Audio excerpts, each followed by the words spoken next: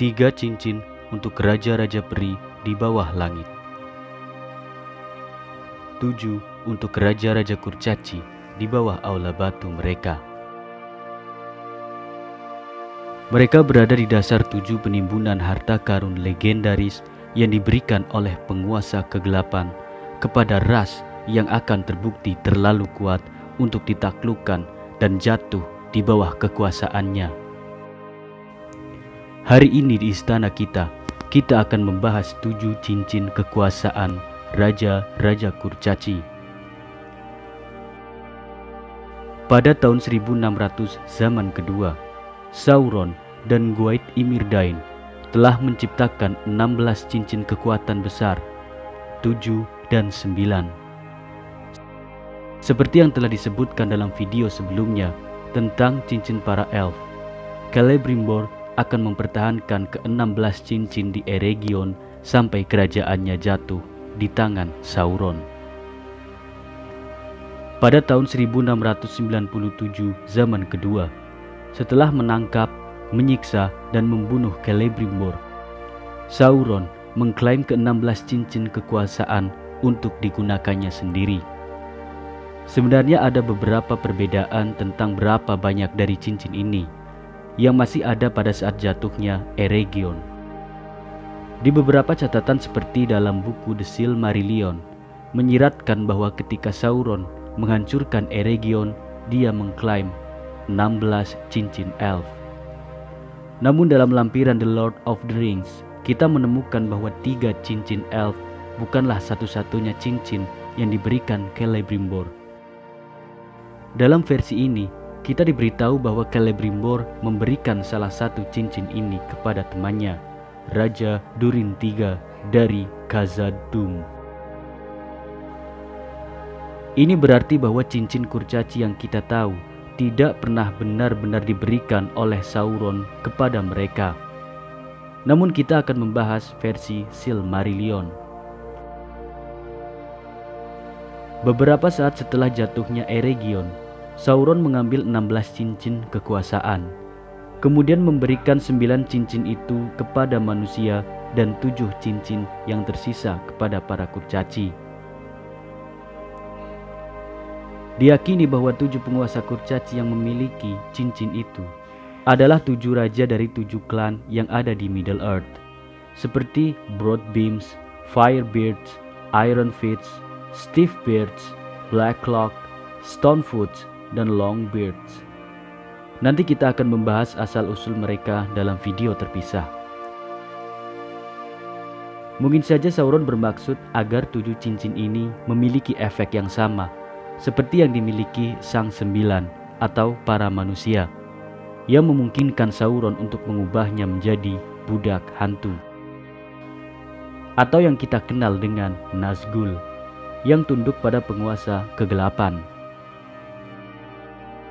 Namun cincin-cincin itu tidak memiliki efek kepada para kurcaci, bahkan tidak akan membuat pemakainya menjadi tidak terlihat. Sebaliknya, cincin ini hanya akan memperkuat keterampilan alami pemakainya. Para kurcaci menggunakan cincin mereka untuk mengumpulkan kekayaan yang luar biasa, menghasilkan 7 harta karun besar di bawah aula batu atau kerajaan mereka.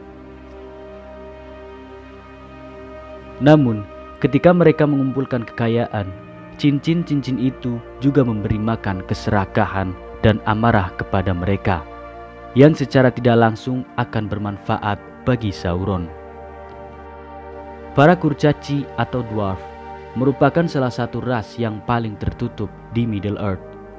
Sebagai salah satu ras yang lebih tertutup, membuat kita tidak tahu pasti di mana ketujuh kelompok kurcaci itu berada. Namun kita dapat menebak bahwa mereka mungkin berada di tempat di mana ayah kurcaci besar terbangun di zaman kuno atau masa-masa awal Middle Earth.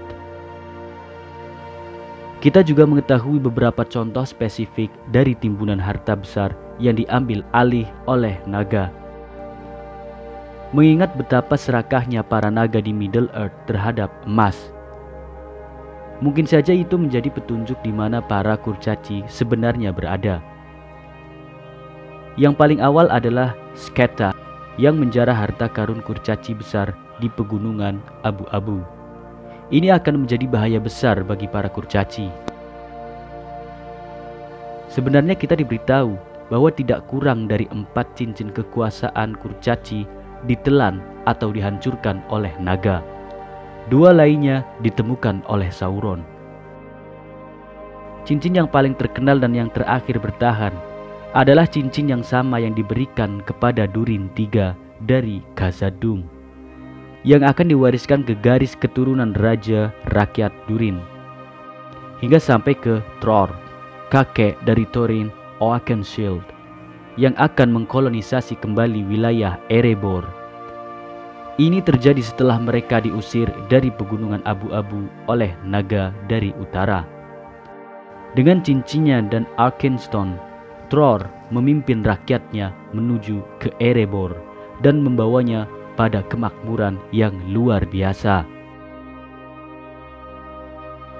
Namun, seperti yang terlihat dari waktu ke waktu, dalam sejarah para kurcaci dan cincin kekuasaan mereka, membuat mereka rentan terhadap penyakit cinta berlebihan terhadap emas. Penimbunan harta karun besar-besaran di Erebor menarik perhatian seekor naga. Bukan sembarang naga, namun yang terbesar dari zaman ketiga, Smaug. Dengan nafas apinya datang untuk menjarah dan mengambil alih Erebor yang agung. Setelah Smaug menguasai gunung Erebor, Thror dengan cincinnya dan orang-orangnya berkelana dan pergi ke pengasingan. Saat mereka menetap di tanah Dunland, cincin Thror akan diberikan ke putranya sekaligus ayah dari Thorin, yaitu Thrain. Kemudian Thrain pergi ke Pegunungan Biru untuk menetap di sana.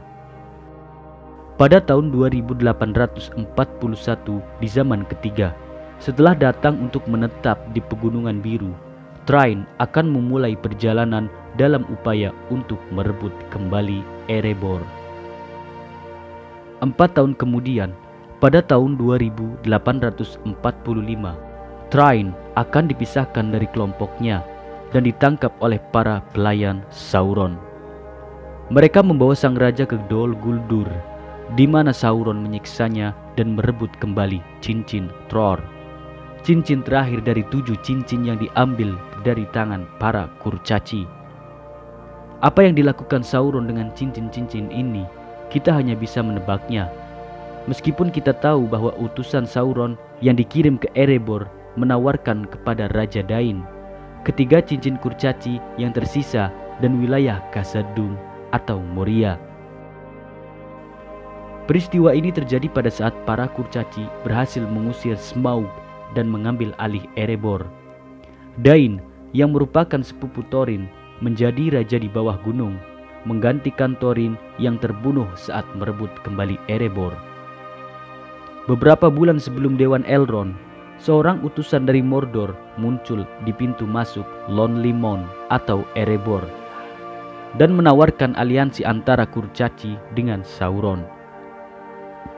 Sauron hanya meminta imbalan bahwa para kurcaci mau berbagi tentang apa yang mereka ketahui tentang Hobbit dan membantu untuk melacak satu cincin yang digambarkan oleh pembawa pesan sebagai paling kecil atau hal sepele yang disukai Sauron. Utusan itu juga berkata, jika para kurcaci bisa mengirimkan cincin itu sendiri, maka Sauron akan mengembalikan 3 cincin kekuatan yang awalnya milik para raja-raja kurcaci, dan Moria yang saat itu dikuasai oleh para orc akan menjadi milik mereka selamanya. Di sisi lain, pembawa pesan memperingatkan bahwa hal-hal tidak akan terlihat baik jika para kurcaci tidak mau membantu. Mengetahui dari pengalaman panjang dan pahit bahwa Sauron tidak dapat dipercaya, Dain menolak untuk disuap atau diperas dan mengirim utusan itu pergi tanpa jawaban dengan alasan bahwa dia perlu waktu untuk memikirkannya. Sebaliknya, Dain justru mengirim Glóin ke Rivendell untuk berkonsultasi dengan Dewan Elrond. Sementara itu, Dain mempersiapkan Lonely Mount atau Erebor untuk peperangan. Setelah itu, cincin para kurcaci tidak pernah lagi terdengar dan akan hilang dari sejarah Middle Earth, dan selamanya akan hilang di dalam misteri. Untungnya, setelah kekalahan Pangeran Kegelapan, kita masih bisa melihat alam besar para kurcaci berlanjut hingga zaman keempat tanpa terbebani oleh kehadiran cincin kekuasaan. Di Erebor, Thorin Stonehelm, putra Dain, akan memerintah sebagai raja di bawah gunung. Sementara itu, Gimli, putra Gloin, akan memimpin sekelompok kurcaci dari rumah mereka untuk menemukan alam Aglaron, yaitu gua berkilauan di belakang Helm's Deep. Seperti yang telah diramalkan oleh Galadriel, emas akan mengalir melalui tangan Gimli. Namun baginya, tidak seperti banyak raja sebelumnya, emas tidak akan berkuasa atasnya.